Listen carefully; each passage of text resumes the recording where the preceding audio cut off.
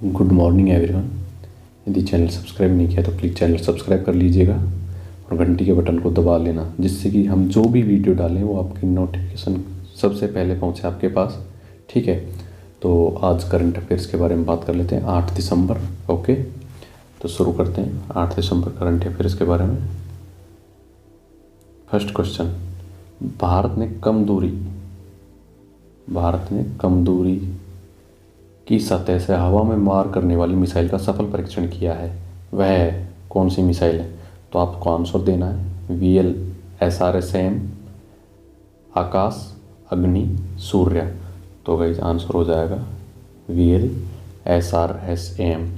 तो अभी इसके बारे में हम डिटेल से पढ़ लेते हैं कि क्या है। ठीक है, तो चलते हैं इम्पोर्टेंट पॉइंट से रिलेटेड। तो गाइस देखो, भारत ने मंगलवार को ओडिशा के तट, ठीक है, ओडिशा के तट पर चांदीपुर में vertically short range surface to air missile VLSRSAM का सफलतापूर्वक परीक्षण किया है। रक्षा अनुसंधान और विकास संगठन के अधिकारियों DRDO, ओके,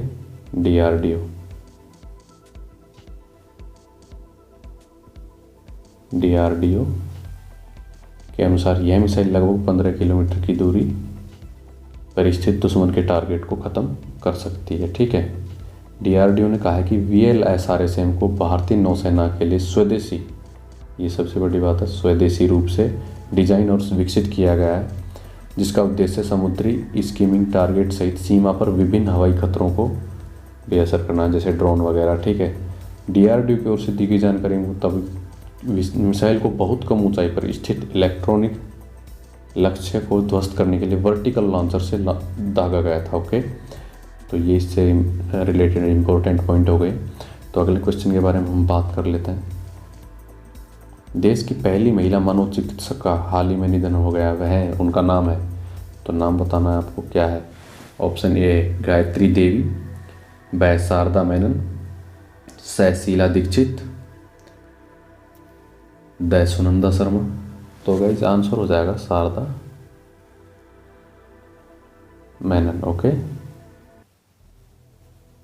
तो शारदा मेनन जी, जिनका रविवार को निधन हो चुका है, और इनसे इम्पोर्टेंट रिलेटेड ये देख सकते हैं। ओके, देश की पहली महिला मनोचिकित्सक एवं सिजोफ्रेनिया रिसर्च फाउंडेशन की संस्थापक शारदा मेनन का रविवार शाम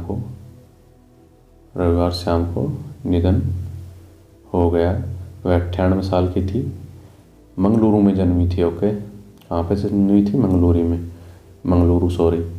और यहीं पे उन्होंने अपनी प्रथम पढ़ाई की थी, और इसके बाद पूरी होने के बाद उन्होंने मेडिकल कॉलेज से स्नातक की डिग्री ली, मद्रास मेडिकल कॉलेज से, और बेंगलुरु के निमहंस में मनोचिकित्सा के क्षेत्र में शिक्षण प्राप्त किया। वह काफ़ी लंबे समय तक मंगलुरु स्थित इंस्टीट्यूट ऑफ मेंटल हेल्थ की प्रमुख रही। ठीक है, प्रमुख रही। मेनन ने सन 1984 में schizophrenia research foundation SCARF India, ठीक है, तो ये स्कार्प इंडिया की स्थापना की। उन्हें साल 1992 में केंद्र सरकार ने पद्म विभूषण से सम्मानित किया।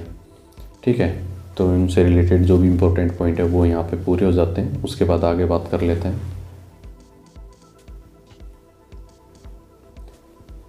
नासा अंतरिक्ष यात्री ट्रेनिंग के लिए चुने गए भारतीय मूल के निवासी हैं। तो निवासी नहीं, भारतीय मूल के हैं सिर्फ। ओके, क्योंकि ये इनका नाम है अनिल मेनन। ओके, इनके माता पिता में से कोई एक जो भारतीय हैं और एक शायद यूक्रेन से हैं। तो अभी इनके बारे में पढ़ लेते हैं। इम्पोर्टेंट पॉइंट, अमेरिकी अंतरिक्ष एजेंसी नासा ने महत्वाकांक्षी मून मिशन के लिए 10 अंतरिक्ष यात्रियों का चयन किया है, जिनमें अनिल मेनन भी शामिल है। ओके भाई साहब, ये याद रखना। इनमें अमेरिकी वायुसेना के लेफ्टिनेंट कर्नल और स्पेस एक्स के पहले फ्लाइट सर्जन भारतवंशी अनिल मेनन भी शामिल हैं। मिनेसोटा, ठीक है, मिनेसोटा के फिलीपींस में जन्मे मैंने वर्ष 2018 में एलन मस्क की अंतरिक्ष कंपनी एयर स्पेस का हिस्सा बने और डेमो 2 अभियान के दौरान मानव को अंतरिक्ष में भेजने की मिशन में मदद की। ठीक है, नासा ने सोमवार को अंतरिक्ष यात्रियों की एक नई श्रेणी की घोषणा की। इनमें 6 पुरुष व 4 महिला शामिल हैं। ठीक है, यह याद रखना। मार्च 2020 में 12,000 यात्रियों ने इसके लिए रिकॉर्ड, ठीक है, 12 मार्च 2020 में 12,000 यात्रियों ने इसके लिए आवेदन किया था, जबकि जाके तुमने सिर्फ 10। ये अंतरिक्ष यात्री आर्टेमिस जनरेशन का हिस्सा होंगे। यह नासा के आर्टेमिस कार्यक्रम से प्रेरित है। ओके, ये जिसके तहत पहली महिला और पुरुष को वर्ष 2025 की शुरुआत में चंद्रमा की सतह पर भेजने की योजना है। ठीक है, उसके बाद अगले क्वेश्चन के बारे में बात कर लेते हैं भाई साहब। बहुत इजी क्वेश्चन है, तो लगभग सबको मालूम होगा। मुख्यमंत्री नीतीश कुमार ने अपने राज्य में जातीय जनगणना करवाने की घोषणा की है। वे किस राज्य के मुख्यमंत्री हैं? छत्तीसगढ़, बिहार, झारखंड या मध्य प्रदेश? तो सबको मालूम है भाई साहब, बिहार के मुख्यमंत्री हैं। ओके, तो अभी उन्होंने कहा क्या है, यदि ऐसा होता है कि उन जो घोषणा की है यदि वो कंप्लीट कर दें तो ये देश का ऐसा पहला राज्य हो जाएगा जो जातिगत जनगणना करवा रहा है। ओके, और इन्होंने ऑल रूलिंग पार्टी बुलाई है अपने राज्य में। ठीक है, जिसमें सबकी सहमति के आधार पर फैसला लिया जाएगा। ओके, और जो विपक्षी पार्टी हैं वो लगातार मांग कर रही थी इस चीज़ को लेके, तो उन्होंने अब घोषणा कर दी। नोबेल पुरस्कार विजेता आंग सान सू को 4 वर्ष की सजा हुई है। आंग सान सू को, ठीक है, आंग सान सू को 4 वर्ष की सजा हुई है। वह किस देश से संबंध रखती हैं? Maldives, Myanmar, Hong Kong, Singapore? तो भाई साहब म्यांमार से, पड़ोसी देश है भारत का, बिल्कुल। ठीक है, तो अब इससे रिलेटेड इम्पोर्टेंट पॉइंट, म्यांमार की राजधानी में की विशेष अदालत ने देश की अपदस्थ नेता आंग सान सू को लोगों को उकसाने और कोरोना वायरस संबंधी, ठीक है, सिर्फ कोरोना वायरस संबंधी, भारत में तो हो नहीं सके लेकिन यहाँ पे बेचारे को दे दी इसको सज़ा। कोरोना वायरस संबंधी प्रतिबंधों का उल्लंघन करने का दोषी पाते हुए सोमवार को 4 साल कैद की सज़ा सुनाई। ठीक है, देश की सत्ता पर 1 फरवरी को सेना द्वारा, ठीक है, कितने तारीख को? 1 फरवरी को सेना द्वारा कब्जा करने के बाद 76 वर्षीय नोबेल पुरस्कार विजेता पर चला जा रहे मुकदमों में से पहले मामले में सज़ा मिली। अभी तो एक ही मामले में सज़ा मिली है और भी इन पे काफ़ी सारे मुकदमे दर्ज हैं। यदि ऐसा होता है कि उनके सारे मुकदमों में जो दर्ज है उन पर सही पाए जाते हैं और सज़ा मिलती है तो लगभग 100 वर्ष उनको जेल होनी है। और अभी बता दें कि इम्पोर्टेंट चीज़, लोकतंत्र के लिए अपने लंबे संघर्ष में 1989 से लेकर अब तक 15 वर्ष तक भाई साहब नज़रबंदी में बिताया उन्होंने, 15 वर्ष तक। ठीक है, लोकतंत्र के लिए काफ़ी लड़ी है। उत्तर प्रदेश सिया सेंट्रल वक्फ बोर्ड, अगला क्वेश्चन, उत्तर प्रदेश सिया सेंट्रल वक्फ बोर्ड के पूर्व अध्यक्ष जिन्होंने हिंदू धर्म अपनाया है? ऑप्शन ए मौलाना अब्बास, वसीम रिजवी, मोहसिन रजा, दवाकार यूनुस? तो गाइस आंसर हो जाएगा भाई साहब इसका वसीम रिजवी। क्या हो जाएगा? वसीम रिजवी। अभी इनसे रिलेटेड जो पॉइंट हैं वो बन रहे हैं, उनको लेकर पढ़ लेते हैं। निगम चुनाव लड़ने के साथ राजनीति में आए वसीम रिजवी सिया सेंट्रल वक्फ बोर्ड में मेंबर बन गए थे। उसके बाद सिया सेंट्रल वक्फ बोर्ड के चेयरमैन की कुर्सी तक पहुंचे। इस दौरान कई विवादों में घिरे रहे।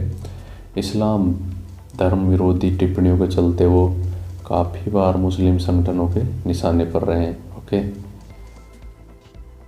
इस्लाम धर्म को छोड़कर सनातन धर्म अपना चुके वसीम रिजवी एक बार फिर चर्चाओं में अपनी विवाद टिप्पणियों को जिस लगातार मुस्लिम संगठनों के निशाने पर रहने वाले वसीम ने अपना नाम बदलकर जितेंद्र नारायण सिंह रख लिया है। ओके, तो अगले क्वेश्चन के बारे में बात कर लेते हैं। रूस ने किस टीम को हराकर 15 साल बाद डेविस कप पर कब्जा किया है? तो option A Germany, B Poland, Portugal, Croatia? तो आंसर हो जाएगा इसका क्रोएशिया को हराकर भाई साहब। ठीक है, 2-0 से आया। अभी इससे रिलेटेड पॉइंट बन रहे हैं जो वो पढ़ लेते हैं। रूस के लिए खिताब इसलिए भी खास हो जाता है क्योंकि उसने 15 साल के अंतराल बाद इसे जीता है। इससे पहले रूस ने साल 2006 में डेविस कप का खिताब जीतने में सफलता हासिल की थी। इससे पहले रूसी टीम ने 2002 में भी डेविस कप जीता था। ठीक है, वैसे रूस की तरह क्रोएशिया भी अपने तीसरे खिताब की तलाश में थी भाई साहब, तीसरे खिताब की तलाश में थी, लेकिन उसे रूस ने हरा दिया तो उसके सपनों पर पानी फिर गया। ठीक है, रूस ने मेदवेदेव के दम पर क्रोएशिया को फाइनल में 2-0 से हराया। ओके, यूएस ओपन के चैंपियन मेदवेदेव की लगातार 5वीं जीत रही। उन्होंने टूर्नामेंट में एक भी सेट नहीं गवाया। इससे पहले आंद्रे रुबलेव ने बोर्ना गाजो को सीधे सेंटों में 6-4, 7-6 से मात देकर रूस को शानदार शुरुआत दिलाई। ठीक है, उसके बाद अगला क्वेश्चन, मध्य प्रदेश के किस खिलाड़ी ने अंतर्राष्ट्रीय बैडमिंटन चैंपियनशिप में कांस्य पदक जीता है? तो भाई साहब क्वेश्चन बड़े शानदार है और बिल्कुल करंट है, यानी कि आज ही बने। मध्य प्रदेश के किस खिलाड़ी ने अंतर्राष्ट्रीय बैडमिंटन चैंपियनशिप में कांस्य पदक जीता है? ऑप्शन ए अवधेश जाट, वैसुंदर सिंह, सहदेवेंद्र झाझड़िया, तय अंकित यादव। तो भाई साहब आंसर हो जाएगा इसका अवधेश जाट, जो कि मध्य प्रदेश बैडमिंटन प्लेयर है। ओके, अभी इनसे रिलेटेड कहाँ पे कैसे जीता है तो ये पढ़ लेते हैं। मध्य प्रदेश के बैडमिंटन खिलाड़ी अवधेश जाट ने पुर्तगाल में, ये कहाँ पे खेली जा रही है भाई, अंतर्राष्ट्रीय बैडमिंटन चैंपियनशिप पुर्तगाल में कांस्य पदक जीता है। यह जानकारी राज्य बैडमिंटन अकादमी के अधिकारियों ने मंगलवार को दी। उन्होंने युगल स्पर्धा में कांस्य जीत के लिए गोपीचंद बैडमिंटन अकादमी हैदराबाद के यूनित कृष्णा के साथ जोड़ी बनाई। ठीक है, यूनित कृष्णा इनके जोड़ीदार हैं दोनों, क्या है, अवधेश चौधरी एंड यूनित कृष्णा। दोनों ने ऑस्कर मार्निक और रणजीत चौथी वरीयता प्राप्त जोड़ी को सीधे सेंटों में 21-17 से हराया और 21-8 से हराकर पुर्तगाली जूनियर इंटरनेशनल चैंपियनशिप में कांस्य पदक जीता। ठीक है, अवधेश विष्णु वर्धन की कोचिंग में एमपी स्टेट एकेडमी में ट्रेनिंग ले रहे हैं, एमपी। ठीक है, उसके बाद अगला क्वेश्चन, राष्ट्रमंडल भारोत्तोलन चैंपियनशिप में संकेत महादेव सरगर ने कौन सा पदक जीता है? संकेत महादेव सरगर ने कौन सा पदक जीता है? ऑप्शन ए स्वर्ण पदक, ब कांस्य पदक, स रजत पदक, इनमें से कोई नहीं। तो भाई साहब इन्होंने जीता है स्वर्ण पदक। ओके, भारोत्तोलन चैंपियनशिप में, भारोत्तोलन 55 किलोग्राम वर्ग में। ठीक है, ये भी हम पढ़ लेते हैं, इनसे रिलेटेड जो पॉइंट है। संकेत महादेव सरगर ने मंगलवार को ताशकंद में, कहाँ पे चल रही भाई, ताशकंद में चल रही राष्ट्रमंडल भारोत्तोलन चैंपियनशिप में 55 किलोग्राम स्नेच वर्ग में स्वर्ण पदक जीता। भाई साहब रिकॉर्ड भी शानदार बनाया बंदे ने। टॉप पोडियम फिनिश के लिए इस भारतीय ने 113 ठीक है किलोग्राम वजन उठाया। 55 किलोग्राम के वर्ग में था, बंदे ने 113 किलोग्राम वजन उठाया। इस लिफ्ट के साथ सरगर ने स्नेच का नया राष्ट्रीय रिकॉर्ड भी बनाया। Okay, Commonwealth weight lifting championship 2021 वर्तमान में ताशकंद में 7 से 17 दिसंबर तक वर्ल्ड वेट के साथ साथ आयोजित की जा रही है। ठीक है, Commonwealth weight lifting championship, world weight lifting championship 2021 के साथ की जा रही है, जिसमें कि भारत दोनों में भाग ले रहा है। कॉमनवेल्थ राष्ट्र होने के कारण दोनों प्रतिस्पर्धा में भाग ले रहा है। विश्व भारोत्तोलन चैंपियनशिप 2021 और राष्ट्रमंडल भारोत्तोलन चैंपियनशिप पर 2021 की इसलिए भारतीय टीम निम्न प्रकार आप देख सकते हैं। ये भारतीय टीम है, पुरुष और महिला टीम आप देख सकते हैं। इनमें से ऐसे इम्पोर्टेंट कुछ है नहीं, ऐसा सिर्फ टीम बता दी आपको। 4 दिसंबर 2021 को भारतीय राष्ट्रीय राजमार्ग प्राधिकरण NHAI का अध्यक्ष किसे नियुक्त किया गया है? सुदीप कुमार नायक, संजय बंदोपाध्याय, अलका उपाध्याय, जी अशोक कुमार। तो भाई साहब आंसर हो जाएगा इसका अलका उपाध्याय। ठीक है, फोटो देख लो यार, लेडीज है ना, तो अलका उपाध्याय। उसके बाद इनसे रिलेटेड पॉइंट है, वरिष्ठ IAS अधिकारी अलका उपाध्याय को भारतीय राष्ट्रीय राजमार्ग प्राधिकरण NHAI का अध्यक्ष नियुक्त किया गया है। मध्य प्रदेश कैडर की 1990 बैच की IAS अधिकारी अभी ग्रामीण विकास विभाग में अतिरिक्त सचिव हैं। भारतीय राष्ट्रीय राजमार्ग प्राधिकरण NHAI भारत सरकार की एक स्वायत्त एजेंसी है जो भारत में राष्ट्रीय राजमार्ग के विकास, रखरखाव और प्रबंधन के लिए जिम्मेदार है। भारतीय राष्ट्रीय राजमार्ग प्राधिकरण का गठन संसद के एक अधिनियम भारतीय राष्ट्रीय राजमार्ग प्राधिकरण अधिनियम 1988 के द्वारा किया गया था। प्राधिकरण ने फरवरी 1995 में पूर्णकालिक अध्यक्ष और अन्य सदस्यों की नियुक्ति के साथ कार्य करना शुरू किया। ओके, तो गाइज अभी हम कर लेते हैं रैपिड रिपीट एंड आपसे मैं क्वेश्चन भी पूछूंगा, लेकिन उसको आंसर देने के लिए भाई साहब आप रिपीट नहीं करोगे वीडियो, ठीक है, डायरेक्ट दोगे यदि आपने सही से पढ़े हैं तो और सही से सुना है तो। ओके, तो हम चलते हैं रैपिड रिपीट की तरफ। भारत ने कम दूरी की सतह से हवा में मार करने वाली मिसाइल का सफल परीक्षण किया है। कौन सी है? VLSRSM। देश की पहली महिला मनोचिकित्सक हाल ही में निधन हो गया, वह है शारदा मेनन। नासा अंतरिक्ष यात्री ट्रेनिंग के लिए चुने गए भारतीय मूल के कौन है? अनिल मेनन है भाई साहब। तो मुख्यमंत्री नीतीश कुमार ने अपने राज्य में जातीय जनगणना करवाने की घोषणा की, वह किस राज्य के मुख्यमंत्री? बिहार के हैं, ठीक है। उसके बाद बात कर लेते हैं अगले क्वेश्चन। नोबेल पुरस्कार विजेता आंग सान सू को 4 वर्ष की सजा हुई है, वह किस देश से संबंध रखती हैं? तो भाई साहब म्यांमार से रखती हैं, भारत का बिल्कुल पड़ोसी देश है म्यांमार, ठीक है। उत्तर प्रदेश सिया सेंट्रल वक्फ बोर्ड के पूर्व अध्यक्ष जिन्होंने हिंदू धर्म अपनाया, वसीम रिजवी। रूस ने किस टीम को हराकर 15 साल बाद डेविस कप पर कब्जा किया है?